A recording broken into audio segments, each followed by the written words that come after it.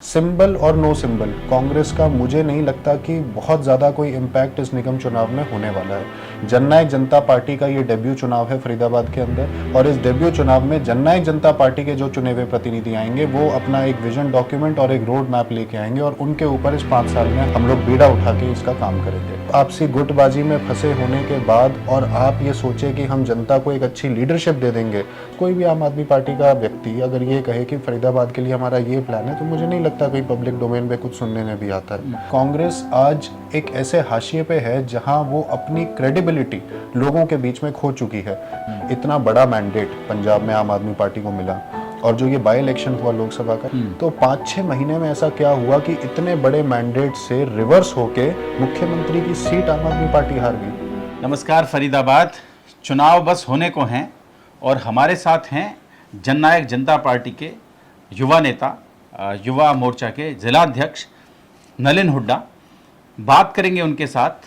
17 तारीख को फरीदाबाद में दुष्यंत चौटाला आ रहे हैं, और आप समझ ही सकते हैं कि जब चुनाव नज़दीक होते हैं तो राजनीतिक सरगर्मियां बढ़ जाती हैं। नलिन से बात करेंगे, जानने की कोशिश करेंगे क्या क्या खास रहेगा नलिन इस विजिट में, ये जो 17 तारीख को दुष्यंत चौटाला। हम सबको पता है फरीदाबाद में आने वाले 2-2.5 महीने में कभी भी चुनाव अनाउंस हो सकते हैं। चुनावों की प्रक्रिया ऑलमोस्ट शुरू हो चुकी हैं, और ये निगम का चुनाव फरीदाबाद के लिए बड़ा ही इम्पोर्टेंट चुनाव है। जो भी डेवलपमेंट रिलेटेड इश्यूज आज फरीदाबाद में हैं वो एग्जीक्यूटेड बाय नगर निगम ही होते हैं। कोई भी विकास संबंधित मुद्दा हो, विकास संबंधित कार्य हो, उसका सबसे पहला जो दायित्व और जो प्रभार क्षेत्र, कार्य क्षेत्र आता है वो नगर निगम फरीदाबाद का आता है। तो नगर निगम फरीदाबाद में जननायक जनता पार्टी कैसे अपनी भूमिका दर्ज कराएगी। आज ये निगम का जो चुनाव है, ये निगम में फरीदाबाद का पहला जननायक जनता पार्टी का भी चुनाव होगा। तो इसका एक आप आगाज़ समझिए कि आज दुष्यंत जी की जो 17 तारीख का ये जो कार्यक्रम होने वाला है, इसका नाम भी रखा जाएगा विकास की चाबी। फरीदाबाद में हम सब लोग विकास की चाबी, ग्रेट जी, बहुत बढ़िया। तो हम सब लोग जो आम तौर पे फरीदाबाद में हम लोग विकास संबंधित मुद्दों की जो चर्चा करते हैं, उन्हीं के ऊपर जननायक जनता पार्टी का क्या रोड मैप होगा, क्या एक विजन हम लोग फरीदाबाद को देना चाह रहे हैं, और आने वाले समय में निगम के अंदर जो जननायक जनता पार्टी के चुने हुए पार्षद जब बैठेंगे तो किन मुद्दों के ऊपर वो काम करेंगे जिससे फरीदाबाद के लोगों को सहूलियत हो। नलिन, अच्छा आइडिया है कि जननायक जनता पार्टी को चुनाव में उतर रही है और इन मुद्दों के साथ, शहर के विकास के मुद्दों के साथ। लेकिन अभी जो पिछला जो अनुभव रहा है, ये जो पिछले 5 साल बीते हैं, इनमें जो इस शहर की जनता का अनुभव रहा है नगर निगम पार्षदों को लेकर, तो बहुत अच्छा नहीं रहा। और आपके साथ Bharatiya Janata party power share कर रही है स्टेट में, तो ऐसे में मतलब पिछले जो 5 साल हैं वो बहुत अच्छे नहीं बीते हैं फरीदाबाद में, आम लोग कह रहे हैं। तो क्या लगता है आपको कि आने वाले समय में भारतीय जनता पार्टी और जननायक जनता पार्टी कुछ अच्छा कर पाएंगे? बिल्कुल, देखिए, आपने जैसे पिछले 5 साल का कहा, काउंसलर्स की क्या रिपोर्ट रही, क्या फीडबैक रहा, वो मेरे से बेहतर फरीदाबाद की जनता दे सकती है। और किसने क्या नहीं करा मैं उसके ऊपर चर्चा नहीं करना चाहूँगा। जननायक जनता पार्टी का ये डेब्यू चुनाव है फरीदाबाद के अंदर, और इस डेब्यू चुनाव में जननायक जनता पार्टी के जो चुने हुए प्रतिनिधि आएंगे वो अपना एक विजन डॉक्यूमेंट और एक रोड मैप लेके आएंगे, और उनके ऊपर इस 5 साल में हम लोगों को सुधार करने की हम लोग बीड़ा उठा के इसका काम करेंगे। और गठबंधन के अंदर जो भी हमारा जो रोल होगा, जितनी भी सीटों के ऊपर जननायक जनता पार्टी चुनाव लड़ेगी, उन सीटों के ऊपर हमारा प्राइम फोकस रहेगा कि वो फरीदाबाद में हम बेस्ट डिलीवरी उसमें विकास कार्यों की और डेवलपमेंटल वर्क्स की करके दिखाएं। नलिन, अभी पीछे जब नगर स्थानीय निकाय के दूसरे चुनाव थे, छोटे चुनाव थे, नगर परिषद के चुनाव थे, नगर पालिकाओं के चुनाव थे, तो उस समय बड़ी उहापोह की स्थिति थी। दोनों जो राजनीतिक दल हैं वो पहले तो इकट्ठा चुनाव लड़ने का मन था, फिर दोनों अलग अलग हो गए, फिर दोनों ने मिलकर चुनाव लड़ा। तो कि कांग्रेस सिंबल पर लड़ेगी नहीं लड़ेगी, ये भी एक बड़ा फैक्टर था। तो क्या इस चुनाव में, जैसा कि कांग्रेस ने कह दिया है कि हम सिंबल पर चुनाव लड़ेंगे, तो क्या इस चुनाव में दोनों पार्टियां मिलकर चुनाव लड़ेंगी? देखिए, ये जो निर्णय है ये हमारी पार्टी के आला नेताओं का है, हमारी पार्टी की दोनों पार्टियों की हाईकमांड का है। और स्थानीय निकाय चुनाव की आपने बात करी, हाँ ऐसा निर्णय हुआ था।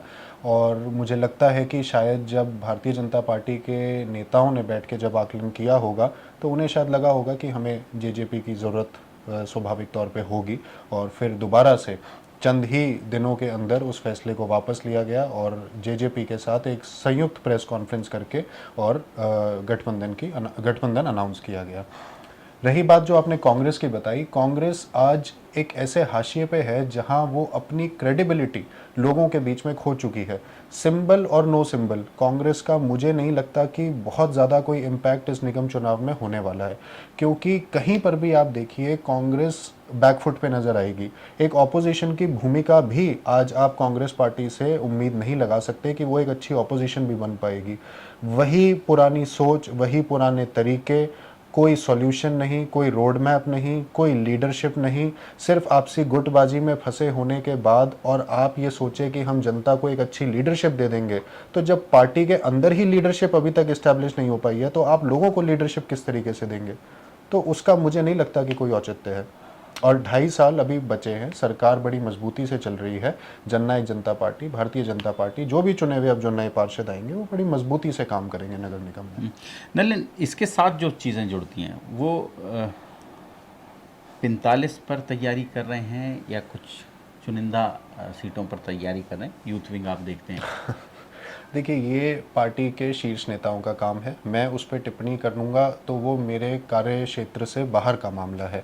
और जो भी पार्टी निर्णय लेगी, कितनी सीटों पे चुनाव लड़ना है, कितनी सीटों पे नहीं लड़ना, गठबंधन में हमें कितनी सीटें नहीं मिलेंगी, वो सब आदरणीय दुष्यंत चौटाला जी और डॉक्टर साहब अजय चौटाला जी निर्णय लेंगे। और जो भी निर्णय होगा वो दोनों पार्टियों का आपस में बैठ के निर्णय होगा। और ये जो आम आदमी पार्टी फिलहाल अभी दिख रहा है, अभी जो चुनाव हुए हरियाणा में 10% का वोट शेयर लेकर गई है, इस पर भी कुछ टिप्पणी, कैसा महसूस कर रहे हैं? देखिए, अब तो बिल्कुल शहर में आ जाएंगे ये। मैं बताता हूँ, आपने शहर की बात करी तो शहर में जननायक जनता पार्टी का भी ये पहला डेब्यू चुनाव था जो निकाय का चुनाव हुआ। और जननायक जनता पार्टी ने 25% वोट बैंक लिया, जिसको ये कहते थे कि नहीं रूरल पार्टी है। और आज आप एक चीज़ समझिए, दुष्यंत चौटाला जी की मिलकर लिया ना, नहीं, मैं आपको बताता हूँ, मैं आपको, लेकिन मैं उन्हीं सीटों की बात कर रहा हूँ जहाँ जेजेपी ने लड़ा।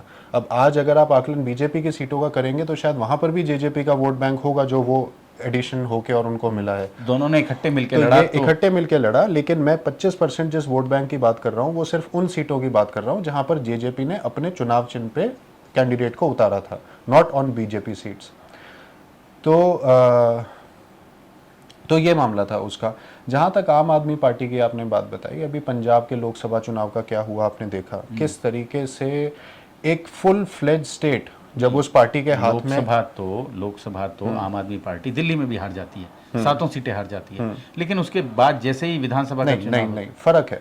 एक ऐसी सीट हारना जहां से 2 बार का उनका मुख्यमंत्री जो अब चुन के आए हैं वो चुनाव जीते हों, लगभग 1.5 लाख वोट के मार्जिन से उस सीट पे उन्होंने चुनाव जीता हो, ऐसी सीट हारने को आप आम चुनाव और आम लोकसभा चुनाव से कंपेयर नहीं कर सकते। वो आप मेरे से बेहतर जानते हैं। बाई इलेक्शन तो वो एक बड़ा इलेक्शन में तो आमतौर पर जो रूलिंग पार्टीज होती हैं, मतलब नेशनल जो पार्टीज होती हैं, वो सीट निकाल जाती हैं। तो लेकिन नेशनल पार्टी ने भी वहाँ सीट नहीं निकाली। हाँ, मतलब लेकिन आप एक मैसेज देखिए कि लोग क्या, वहाँ पर कौन व्यक्ति जीता, आपको पता है, मुझे भी पता है। तो आप किस तरीके से उस चुनाव को देख रहे हैं, किस तरीके से उस चुनाव का आकलन कर रहे हैं, वो मैं समझता हूँ कि एक बड़ा डिफरेंट पर्सपेक्टिव आज पंजाब में है और एक बड़ा एक पॉलिटिकल टर्मोइल एक पंजाब में क्रिएट हो गया है। उसके लिए जो दिल्ली में क्या था कि दिल्ली में एक हाफ गवर्नमेंट जो चल रही थी, आप बहुत जल्दी किसी के ऊपर इल्ज़ाम लगा सकते हैं कि मुझे गवर्नर नहीं करने दे रहा, पुलिस हमारी नहीं है। लेकिन जब एक ऐसा स्टेट आपके हाथ में आया जो फुल फ्लेज स्टेट आपके हाथ में है और उसको किस तरीके से आप बद से बदतर हालत में लेते चले गए विद इन 6 मंथ्स, इतना बड़ा मैंडेट पंजाब में आम आदमी पार्टी को मिला। और जो ये बाई इलेक्शन हुआ लोकसभा का शायद 5-6 महीने के अंतर में हो गया।